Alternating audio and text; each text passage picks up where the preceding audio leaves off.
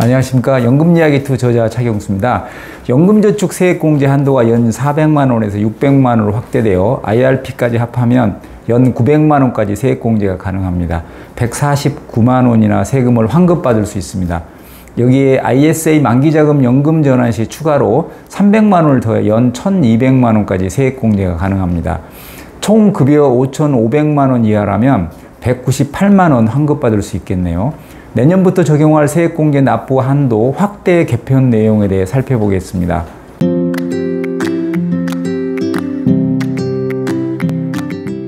현재 연금계좌를 통해서 연말정산 세액공제를 받는 방법은 세 가지입니다. 첫째, 연금저축에 400만원까지 넣고, 둘째, IRP 계좌에 추가로 300만원을 넣어서 총 700만원 세액공제 받는 게 일반적입니다. 그런데 연금저축 한도가 200만원 늘어나 내년부터 600만원까지 세액공제가 가능해집니다. 이렇게 되면 현재 총 700만원에서 900만원으로 세액공제 한도가 늘어납니다. 세액공제 받는 세 번째 방법은 ISA 만기자금을 연금계좌로 이체해서 추가로 300만원 더 받는 것입니다. 연금저축, IRP, ISA 만기자금 이체 이 세 가지를 모두 합하면 연간 1000만원까지 세액공제를 받을 수 있는데, 내년부터는 연금저축에 600만원, IRP에 300만원, ISA 계좌 만기자금 이체로 300만원 해서 총 1200만원까지 세액공제를 받을 수 있습니다. 좀 더 자세히 들여다보겠습니다. 연금계좌라는 말이 자주 등장하는데, 연금저축과 IRP 계좌를 연금계좌라고 합니다. 연금저축이란 연금저축 펀드, 보험, 신탁 세 가지가 있는데, 이 중에서 신탁은 신규 가입은 안 됩니다. 너무 수익률이 낮아서 2018년 폐지했습니다. 아직 연금저축 신탁을 가지고 계신 분은 연금저축 펀드로 이전하실 것을 추천해 드립니다. 그리고 최저 보증이율이 2%인 연금저축 보험도 연금저축 펀드로 이전해야 한다고 여러 번 강조했습니다. 떼가는 사업비가 많고 공시율도 낮기 때문에 가입한 지 7, 8년이 되어도 원금에 미달하는 때가 있습니다. 어떤 게 로또보험이고 어떤 게 쓰레기보험인지 자세한 내용은 이 영상을 보시기 바랍니다. 그리고 기존에는 총 급여 1억 2천만 원을 초과하면 연금저축에서는 연 300만 원까지만 혜택을 줬는데, 내년부터는 총 급여와 상관없이 모두 연간 600만 원까지 세액공제 혜택을 줍니다. 보통은 소득이 높지 않으면 연금저축만 가입하다가 소득이 점차 높아져서 세금 부담이 커지면 IRP 계좌에 추가로 300만 원을 내서 총 700만 원 세액공제를 받습니다. 여기까지는 많이들 알고 계시는데, ISA 계좌를 이용해서 추가로 세액공제를 받는 분은 많지 않은 것 같습니다. 연금저축, IRP 그리고 ISA 계좌를 연금 삼총사라고 합니다. ISA 계좌는 연금 계좌는 아닙니다. 하지만 만기가 되면 연금저축이나 IRP 계좌로 만기자금을 이체해서 기존 세액공제 외에 추가로 300만 원을 더 세액공제 받을 수 있습니다. 그래서 ISA 계좌는 연금계좌 4촌쯤 됩니다. ISA 계좌는 아주 유용한 계좌이니까 아직 ISA 계좌 없으신 분은 이 영상을 한번 보시기 바랍니다. 내년부터 연금저축과 IRP 계좌로 연간 900만 원까지 세액공제가 가능한데, 연금저축과 IRP의 조합 방법은 여러 가지가 가능합니다. 가장 흔한 연금저축 600, IRP 300으로 할 수도 있고, 연금저축에는 한 푼도 안 내고 IRP에만 900만 원을 낼 수도 있습니다. 하지만 IRP에는 안 내고 연금저축에만 900만 원 낼 수는 없습니다. 연금저축의 세액공제 한도는 600만 원이기 때문입니다. 연금저축 600, IRP 300 이렇게 나누는 게 귀찮다면 IRP에만 900만 원을 넣을 수도 있겠죠. 저 역시 소득이 적을 때는 연금저축에만 넣다가 세금 부담이 커지면서 연말에 IRP에 추가로 300만 원을 냈는데, 퇴직 몇 년 앞두고는 귀찮아서 IRP에만 700만 원을 냈습니다. 이렇게 내면 얼마나 세금 혜택이 있을까요?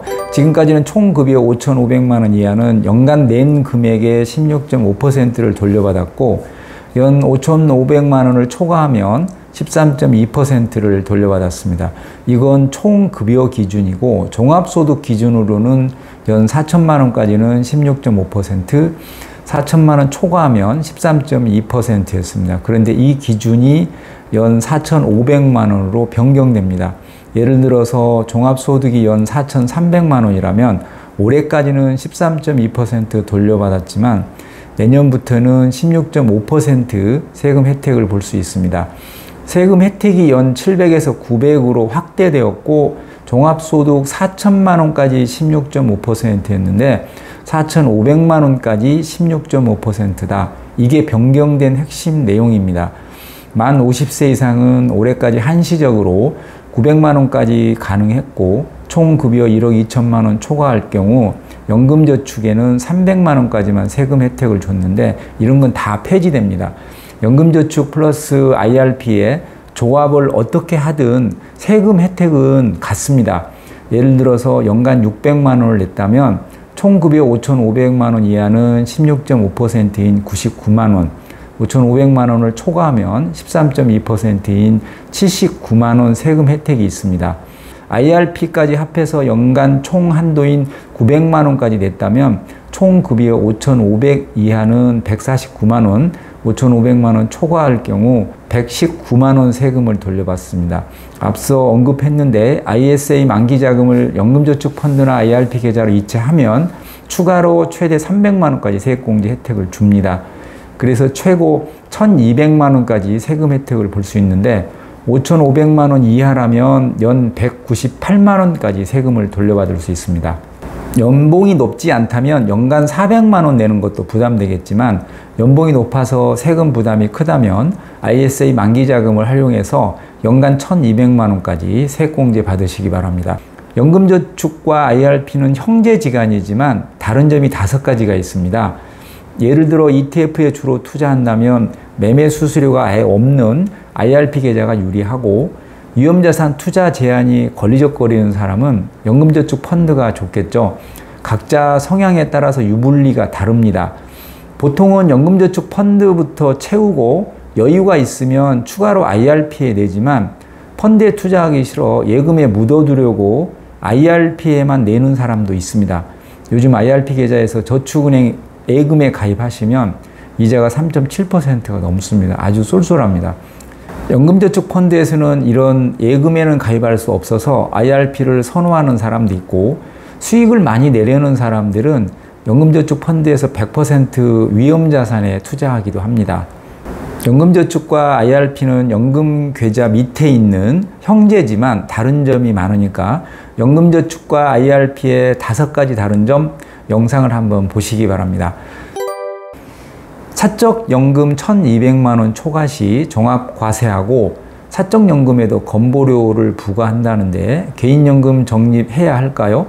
국민연금 많이 받는다고 감액하고 소득이 일정 기준을 초과하면 아예 기초연금도 안 주고 소득 2천만 원 넘으면 건강보험 피부양자에서도 탈락합니다.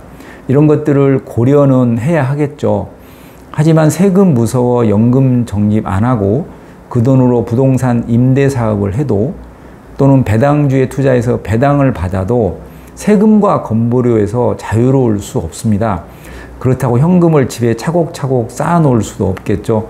세금 때문에 연금 적립을 안 하면 노후에 더 큰 재앙이 될 수 있으니까 1층에 있는 공적연금, 퇴직연금, 개인연금에 골고루 분산해서 연금을 적립을 하되 연금 인출 방법에 따라서 세금이나 건보료에 많은 영향이 있습니다.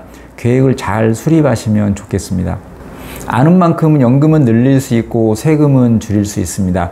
대한민국 모든 국민이 연금 부자가 되는 그날까지 연금 이야기는 계속됩니다.